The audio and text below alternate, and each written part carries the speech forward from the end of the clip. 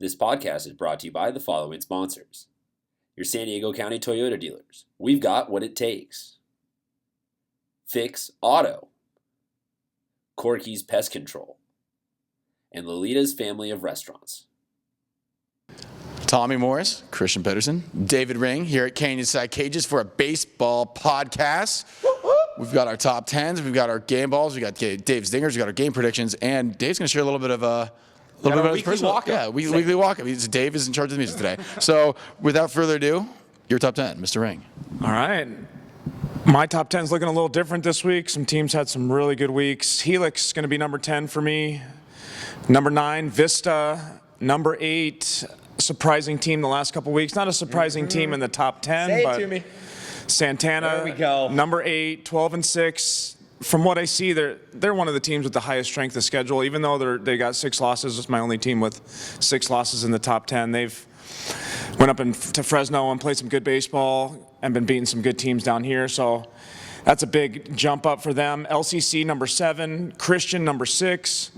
Torrey Pines is jumping up to number 5 for me. They're 16-4 right now. They're on fire. Cathedral is going to stay at number 4. RB is moving one spot down to number 3 for me. It's finally happening. San Marcos. There we go. Number 2. 1 week closer to the real number 1 team being ranked number 15-3, and Eastlake's going to stick in the number 1 spot until they show me any less. Full disclosure, I kind of vote on both of these panels. Like I nudge people in both directions, so I'm happy with whatever results are, and I'm confused by both results. Mr. Pedersen's not going to like this top 10 here. I love it all. Just going to read it, and we'll see how you react. Number 10, I've got Madison. Agreed. 9, Helix. 8, Christian. 7, Vista. Welcome back. LCC's at number 6. Of course. Torrey Pines number 5. First week you two have agreed on that. Yeah, there we go. Cathedral Catholic number 4. Number 3, I mean, they're the defending Open Division champions. San Marcos number 3. I just want to see you react to that. Number 2 is going to be Eastlake. I mean, we know. And number 1's going to be Rancho Bernardo. Until they're not a nationally ranked team, we're going to leave them at number 1. Rancho Bernardo number 1. Sorry, guys. And it's also an unfortunate thing, though, because San Marcos won't get the chance to win the Open Division title and really, cement themselves as it. So it'll always be a back and forth. And that's what's tough about these rankings. When you have a Santana or a San Marcos or someone like that who's coming out of the lower divisions and killing it. Because, with football, you can all kind of agree. Open Division teams would, take over a D4 game. But you put anyone against each other on any given day, and you could get a Santana snaking in Eastlake. So it's been really tough to rank these teams all year long. All right, so those are our lists. Now we got to look back at last week, see who had some good weeks. Game balls. I got some game balls to give out. I love giving out just team game balls at this point. So let me kind of rattle through this. Monta Vista, you get a game ball for beating Valhalla. Westview, you get a game ball for shutting out Del Norte. That's nice. San Marcos, double game ball for you guys. First off, for putting up the 7 points that I predicted and for just winning that series outright. Runs. Sorry, I bounce back and forth between a lot of different sports. I'm going to give my first game ball out to RBV. This season, they beat El Camino. Yeah, that's kind of an up-north rivalry thing. Not a huge impact in the season, but still a big win. West Hills snaking Mount Miguel. That's a big win. The Wolfpack kind of fell into the middle of the group this year, but they are still a really good team. One of those ones that, if they can work their way up to home field advantage come playoff times, we could see them putting together a little bit of a run. And then I'll give my last game ball out to Oceanside for beating Mission Hills.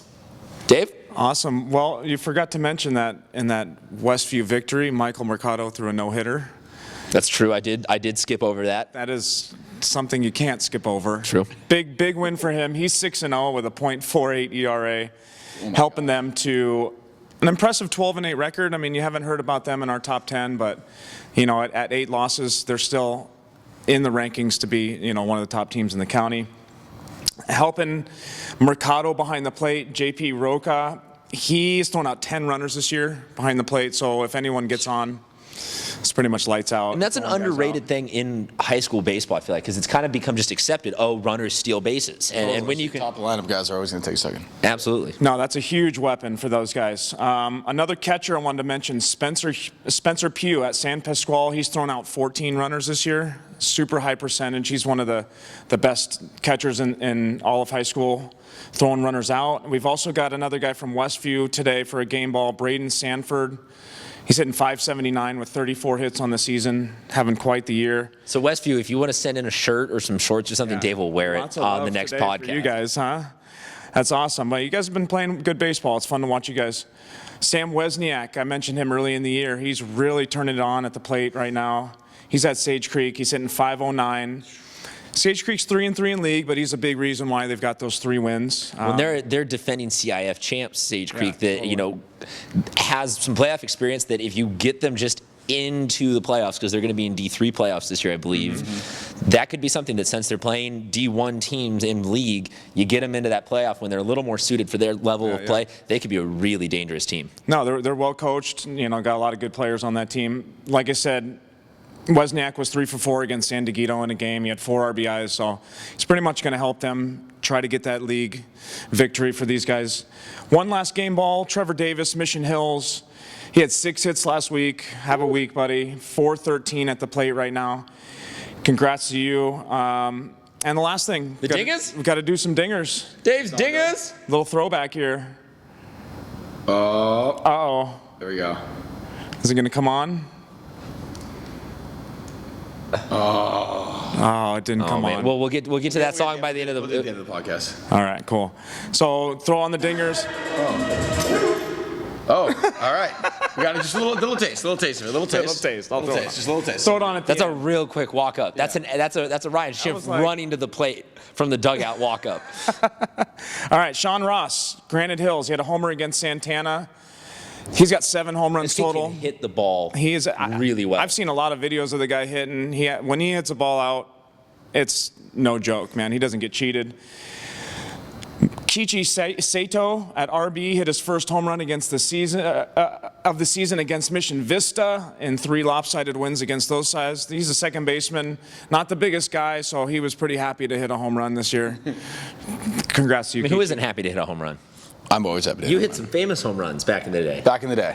Back in the day. I'd be running around the bases with my walk-up song going if I could. Okay, here we go.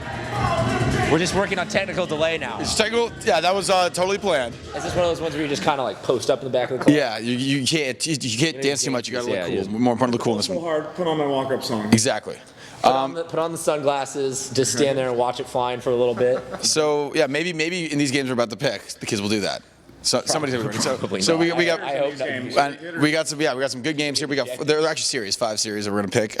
First one's a 2-game set. It's gonna be Saints and Christian. I'm gonna call for a major upset here. I say Saints twice. Wow. Christian twice. Christian twice. These guys are thumping the ball. Only got a few losses on the year. I don't see them losing 2 games to the Saints. You know why? Because chicks dig the long ball. Yeah. It's true. Every single guy has hit a home run. Is on that a joke? Because Saints an all boys school? No, that's a. I'm just okay. All right. No, I'm not crossing any lines there. That is a reference to an ESPN commercial. I will tweet that out. Okay, moving on. Next thing we got Cathedral, Scripps Ranch, 2-game set. I will take Cathedral. I want to split them really badly, but I'll take Cathedral. I'll take Cathedral twice. Cathedral twice. I'm going to say Cathedral twice too, for sure. I mean, it's not a discredit against Scripps. It's just an all credit to this Cathedral team. Didn't lose a single piece really from last year's. No, they're going to graduating throw class. their best stuff at them, and there's going to be close games for sure because Scripps has good pitching. Let's say that this will also be a litmus test, though, for Scripps in the playoffs. Because if they can keep both of these games close, we've seen Scripps kind of at both ends of the spectrum this year. This is really good competition for them to say, hey, look, we can stay in these games mentally and physically. And if they can keep it close, I'll say that the outlook for Scripps in the playoffs will be good. All right, you changed my mind. I'm going to split them. Okay. Scripps will get one of those games. Next game we've got, actually I remember it at the top of my head. It's going to be Helix and Santana. It's 2 games. We just talked about Santana, but I'm going to go Helix twice. I'm going to say the split for sure. Helix going to get one of them from Santana for sure. Helix strong team. I'll join you on the split. I'll say Santana snakes the first one, and then Helix comes back with a vengeance and blasts Santana into a crater on the second one. All right, last 2 series we got. It's another 2-game set. It's Santa Fe Christian, Francis Parker. I'm going to go with the split again. I'm going to say they're going to split these. I'm going to go with SFC for both of them. Parker has just underdelivered on the offensive end this year for me. I got to give FSC some love this year, man. Their pitching staff has overachieved. Their pitching coach, Brandon James, has done a really good job with them. I think, like you said, with Parker's struggling a little bit offensively. I think their pitching is going to really outweigh the hitting. So I'm going to say Santa Fe Christian for sure, both games. I'm in love with the way that league has been put together this year, though, where it's not you play SFC once in early and then once in late. Just this do a series in a week, a lot of fun. That way you got to see all the pitchers. Yeah, you don't get to game plan specifically for we'll just always throw this kid versus them all season long. Now you play with a little bit of emotion, and actually you remember that last game. Hey, they just beat us. We gotta beat them. All right, a 3-game set this time. Exciting stuff. We got Sage Creek, Canyon Crest. Give me Canyon Crest 2-1 games. 2-1 Canyon Crest. This is one of the toughest ones to call because both of these teams have so many variables. I'm going to side, though, with Canyon Crest winning the series 2-1, like you said. It's going to be all about, though, can Sage Creek put people on in front of Sam Wesniak for him to hit in? Right. We mentioned Canyon Crest had to play La Casa last week, and they lost to him 2-1, I think. So Canyon Crest is really putting together a great season for themselves, and I have a feeling they're going to take the series here. All 3 or just 2? 2 out of 3. 2 out of 3. Okay, It's hard to win 3 games. It's hard to win 3 games. to win 3 in a row against the same team. All right, that's all we got for our podcast. I believe you have an announcement to make. Do you had a game ball that you forgot to give out? I give one game ball out to my wife for giving birth to our second daughter last week. Congratulations. It was right after the last week's podcast. Literally, he gets a text as we're closing down, putting the camera away. Did she come out with a walk-up song? Did she not. enter into the She world did not. with a little 3-6 Mafia or something like that? She You're did in the not. corner of the hospital room with your phone playing. Tone early, right? All right, I believe one more announcement we got to make. Huge announcement. Take the mic. This is a big So announcement. next week we're coming back with our SDPI fantasy draft. So what we're doing is each one of us is going to get in on it. We're gonna draft ourselves a team, and we'd love to know what you guys want to do. Tweet us your lineups. Tweet us who you think we should be picking. Who gets who at shortstop. Who should be playing who first base. We just want to know from you guys who you think would be your fantasy lineup. You can draft any kids, any class, any school. Put together a lineup. We'll tweet them out from you guys. And anybody that tweets a lineup to us, we've got some swag. We got some giveaways. We got some stuff we can get to you. This was a lot of fun for me last year, putting this team together. Well, yeah, and this is going to get more competitive though because last year, we were trying to be polite and kind to each other and oh yeah, okay, I'll let you have this guy. This year, I'm playing for keeps. I'm coming with the best squad that I can put together, and my team. Not that we're ever going to actually play any games, but in the hypothetical realm of fantasy sports, my team's going to lay waste to some people. Maybe someday. It's like a futures game. Perfect. Okay. Yeah. So tweet us your lineups. Tweet us who you think we should be drafting. There could be some prizes involved in it for you. And as always, download our app. Download the app.